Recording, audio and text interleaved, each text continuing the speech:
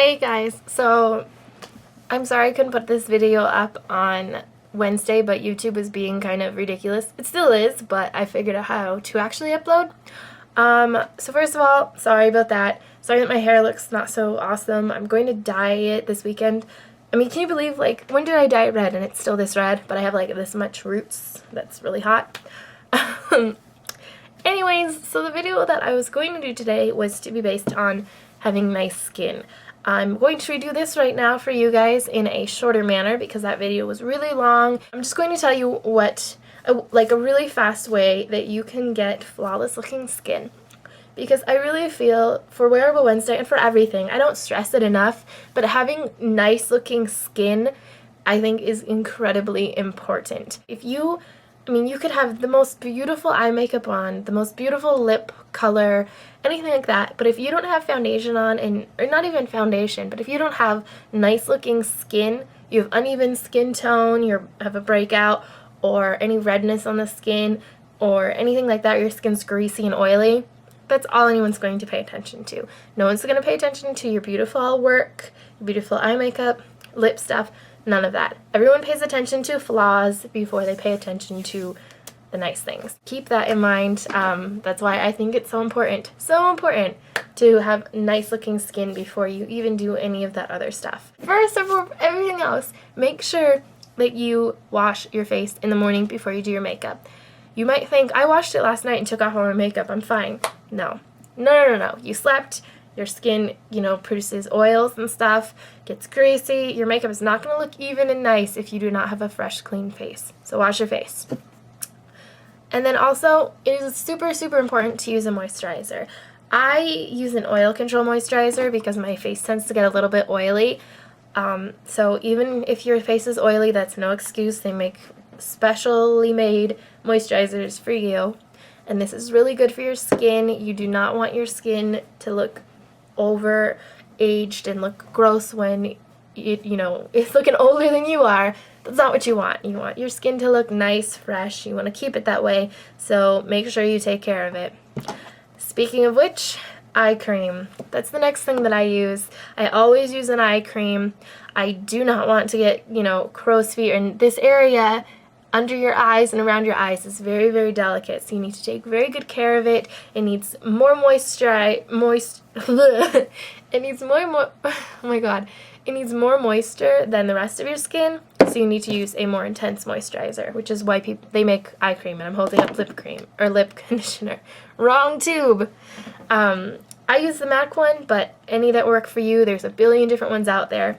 Apply it with your ring finger because that is the going to apply the least amount of pressure, and I apply it all underneath my eyes all the way out to about where my temple is, just because this whole area, you can get wrinkles over here, and this is going to help to diminish under eye circles and puffiness, as well as keep that area really moisturized so that you don't get wrinkles.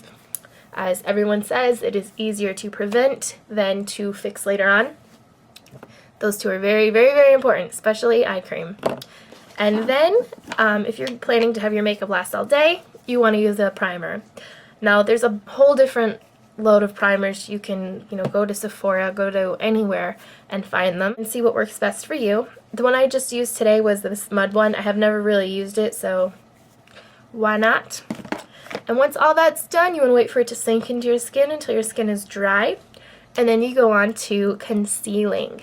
Now, I use two different concealers because I have different needs, I guess. First one that I use is this one by Dermablend, but basically any concealer that is a little bit lighter than your skin tone is going to work. And this is for underneath your eyes. Now, I like this one because it is creamy, but it is very opaque. Some people like to use a liquid concealer under their eyes because it tends to get cakey, and that's worse than having nothing under there at all. Is cakey, nasty concealer. So this one I like. I use my finger to apply it, and using that with a cream also helps too because it helps to warm it up so that it's smoother. And I just use again my ring finger and I place it right where there is dark circles. I'm not going to go any farther out because this is actually a pink based concealer. My skin tone is yellow, it has a yellow tone to it, but I feel like this works better underneath my eyes than using a yellow-based one, which will kind of make my eyes look sallow. This completely covers my under eye circles. So again, just place it right where the dark circle is, not any farther, and then I just pat it with my finger to blend it in. I don't like using a brush for under eye circles because I feel like it looks streaky and it won't really sink into the skin like it will if you're using your finger. But again, up to you. Then I use another concealer to cover any dark spots on my face, blemishes, anything like that. The one that I like is the Amazing Cosmetics Concealer. Now this is kind of expensive. This little tube was $28 and it's like only half full, but it's really, really opaque. It's a liquid concealer and you only need a teeny tiny amount for it to cover everywhere that you need. So again, I just like using my finger and I'll just pat it on where I need it and then blend it with a sponge. Now a little rant about sponges, do not reuse sponges. Use your sponges once and throw them away because you do not want to get bacteria all over your face, especially like if you have a compact and it has a cosmetic pad or sponge or whatever in it, you keep using that and applying it and it looks disgusting. All of the oils on your face are soaking into that pad and then you're putting into your makeup, so you're contaminating everything. And then especially if you use that, put it all over your face, put it back on the powder. You'll probably notice after a while that your powder is going to end up looking like it has a greasy film over it, and that's basically what it is. It's the grease from your face that was sucked into the cosmetic pad that you put on your powder, and now is going into the powder. So above, if anything else, just use your cosmetic pad for your compact a few times and then replace it, but flip it over. So put the side that you're not using on your face on top of the powder so that the side you do use is facing up. That way you will not ruin your makeup. But my biggest suggestion is just to go to the store, drugstore, anywhere, and get a travel size makeup brush, like a blush brush. I mean, it'll be like that thick, but they have small ones, you know, like this or something that you can take with you. They come in a little plastic zip-up container, and then there you go. Brush is going to be so much more sanitary, and it's just better.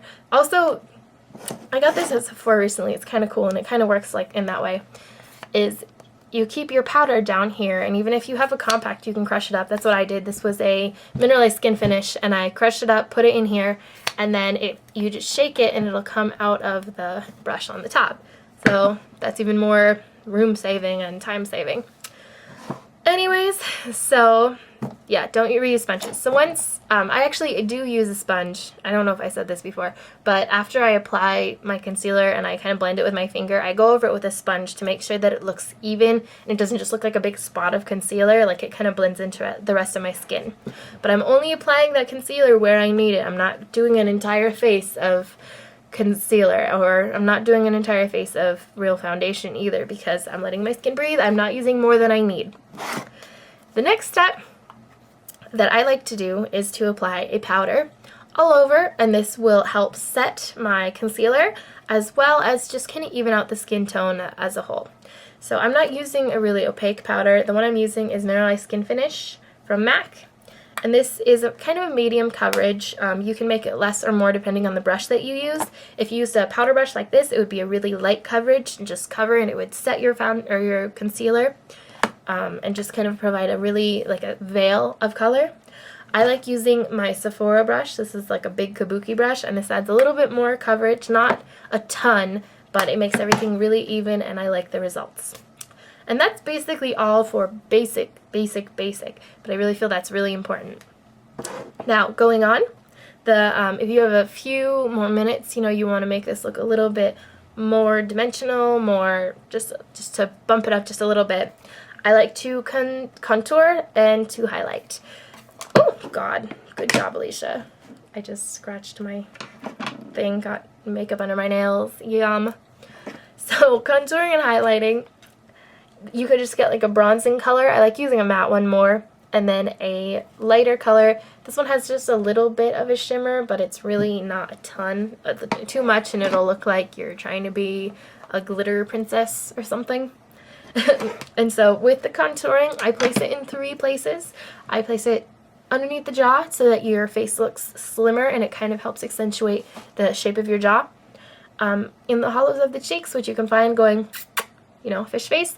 And don't apply it farther than, like, if you're looking straight, right where your eye is, that's about as far as I apply it. And also, you want to start around the hairline with your brush and then work it forward. So the majority of the color, the darkness, will be back here, and it'll gradually fade lighter as you get closer to the center of your face. And then I apply a little bit into the temples of my eyes, of my face, and I just kind of tap it on.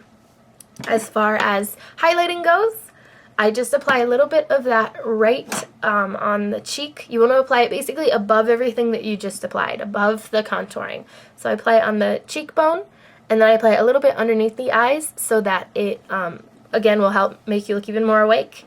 Apply it a little bit above the temple and a little bit above the jawline. And then I apply a blush just to give you a little color so you don't look dead. And that apples of the cheeks, smile, and then gradually pull it out so you don't look like a little China doll.